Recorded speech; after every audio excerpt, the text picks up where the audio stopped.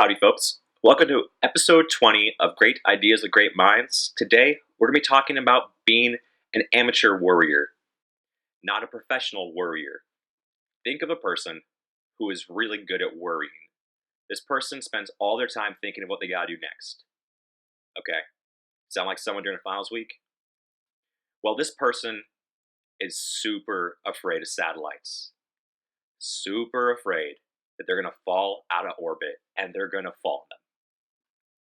So this person spends all their time tracking every satellite they can, keeping updated on all the feeds of debris falling out from space so that they make sure that they never get hit by debris from space. And since they're so good at this, they're probably going to never get hit by debris from space. They basically made it a full-time job to ensure they do not get hit by debris from space. And yet, while looking at their phone one day, this person looking up at the sky, monitoring what they thought was going to be an object falling from space, they're keeping their eyes on the sky because they got to know that they can avoid it.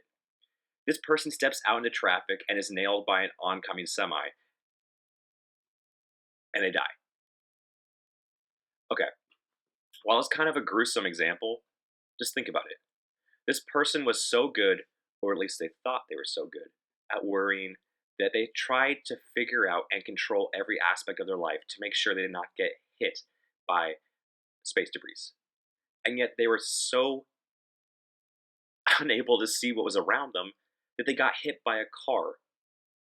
When the average person who's not worried about space debris is probably going to look both ways before crossing the street and have a better chance of not dying by a car than the person who spends all their time trying to look at the sky and not get hit by space debris. Because the person who spends all their time looking at the sky and space debris is probably going to be one of the last people to get hit by space debris.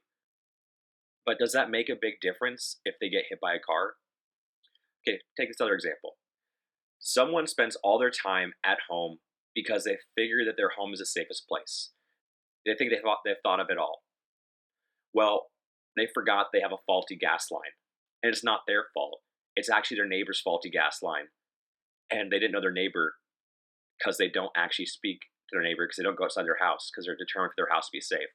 Well, their neighbor got it fixed, but they didn't ever notify anyone else, and the gas company is a little bit behind. So this faulty gas that you're supposed to not be using, go turn on your stove as you do every day, and the house blows up.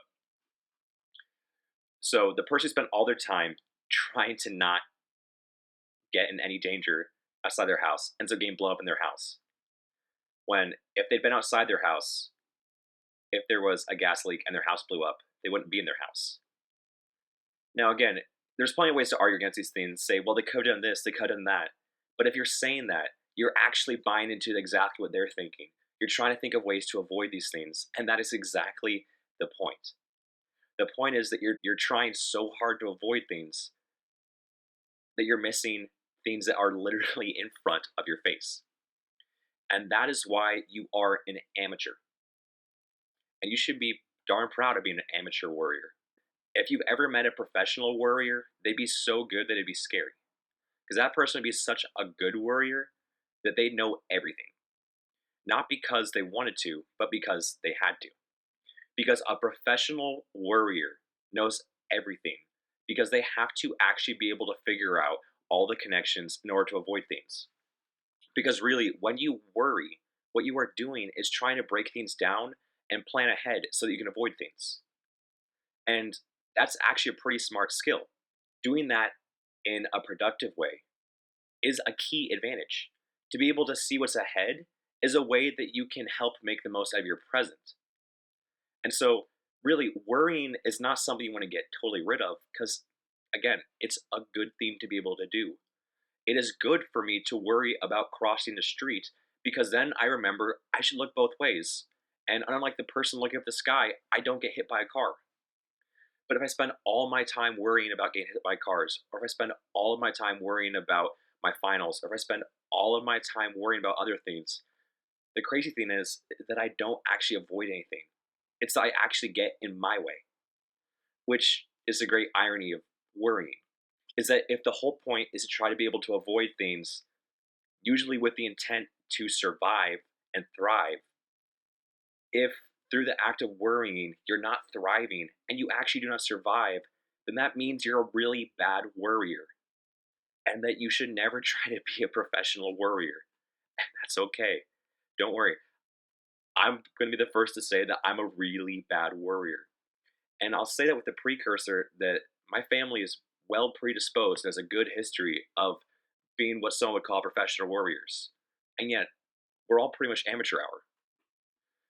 Because no matter how much we worry about the weather, no matter how much we worry about someone's itinerary, no matter how much we worry about the stock market, about politics, etc., no one in my family has ever predicted the future every single time. And we've all made some pretty dumb mistakes. And that's because we're amateurs. And the good thing is that over time, at least for myself, I've learned to try to figure out how to manage worrying so that it can be effective. Yeah, be effective with worrying. Didn't think this was going to go here today, did you? That I was going to tell you to actually worry more. But this is the caveat. I want to encourage worrying only to the degree that is healthy. And I can't decide what that is for you. I can't even really know what that is for myself always. Because what is healthy worrying is something that allows you to function in a productive and a healthy way. So, for example, if you find that you are easily prone to stress and anxiety, it's actually probably good for you to not worry as much or to ease with what you worry about. So, if you know that you can only have limited worrying without overdoing your stress and anxiety, maybe think about the things that would be best for you to worry about. So, instead of thinking of worrying about the stock market crashing, or about a new invasion of your country coming, or of a satellite coming from the sky, look around and think, what is actually useful for me to worry about? Because that's where it is a skill. A skill is being able to use worrying effectively and almost triage what to worry about. If you're not familiar with triage, it's a medical term used for emergency scenarios where you try to figure out who needs the most help so that you try to help the most people, but so that you don't spend all your time on the guy who needs a band-aid versus the person bleeding out next to the person who just needs a band-aid. Because it's assumed that if someone who is bleeding out and you have someone who needs a band-aid, that the person with the band-aid can suffer a bit, but the person that's bleeding out really needs help now. Now, do this triage for your life. If your finances are bleeding out, it's probably important to not worry as much about some other things, to maybe get your act together on the finances. And remember, this is not totally your fault. It's natural to worry, and it's natural for things to go out of whatever queue we're in. For example, your finances might be in disarray because of something that you do not expect. Because again, you're an amateur worrier. Maybe you knew that you were going to have enough money to pay rent at the end of the month, and you planned for that. But what you didn't plan for, and what you never thought to worry about, was that your friend was going to go to jail, or that you were going to break your arm, or that you were going to have to do a trek across the country to see a dying relative. And all those things used valuable time and money that you could have been working, or that you could have been having money for your rent. And so by the time rent comes due, you don't have the money. And yet, you're not an awful person because you're the person who helped bail out your friend. You're the person who had to make sure that you didn't have a broken arm. You're the person who went across the country to see a dying relative. And so you can't condemn yourself for that, and really no one can. That just happened. And so what we're looking at now is the difference between life and worrying. The difference between life and worrying is that life happens. Worrying doesn't have to. Because life and living are something that will always be going on. In some regard, you can call it something will always be happening until it's not happening. And not happening means you're dead.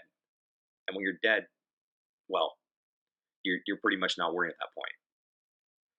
So until you're dead, something's always happening. And the crazy thing is, you cannot ever stop things from happening. You can do your darndest, but something is going to always be happening. And that is the weird and beautiful complexity of life. And so somehow, with this weird little skill that you have to kind of occasionally get things right, you have to figure out how to navigate this crazy world and not let it drown you. Not let yourself get so wound up in what could happen that you stop actually doing anything else, and that you have a function that could help you survive and thrive, and turn it into something that basically puts you in a catatonic state. And that is the whole idea of trying to be an amateur worrier. Because when I call you an amateur worrier, I'm letting you know that you can fail to worry, that you can be wrong, and that's okay. If you worry all the time, that is okay. But then again, if you worry and you're wrong or you miss something, it's not because you're a horrible person. It's because you're an amateur, and that's okay. If you were a professional and you miss something, there'd be something seriously wrong. It's the same way that if you're a professional baseball player, they're not supposed to miss a fly ball most of the time. It still happens, but they rarely miss a fly ball. Versus how many 6-year-olds miss a fly ball? That's not because they're a bad baseball player. It's because they're an amateur 6-year-old baseball player. And if you hold a 6-year-old Little League player to the level of a 26-year-old professional, highly paid, highly skilled baseball player, well, then you're going to always be disappointed because the two do not perform the same. And so, if you are an amateur worrier, then it is okay to be wrong. It's okay to drop things, and it's okay to miss things. And the best you can do is try and know what you can do. So, if you're an amateur, then you know that since you're going to be missing most of the things around you, and that you're going to be a little bit out of it, then you got to do the most to get by. And part of that is being forgiving to yourself and forgiving to others. The greatest part of this is realizing that if everyone else is an amateur, then a lot of times they're missing things too. And just like you're missing things, they're missing some of the things that you saw, but then again, you see some things that they missed.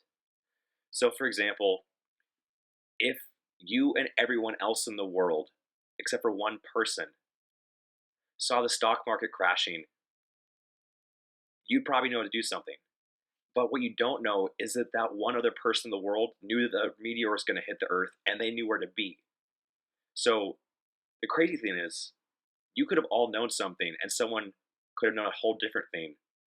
And both of those things would seem to be highly advantageous to you both. Because knowing when the stock market's going to crash and knowing when a meteor is going to hit are both two very important things to know. In fact, people would pay a lot of money to know either of those things.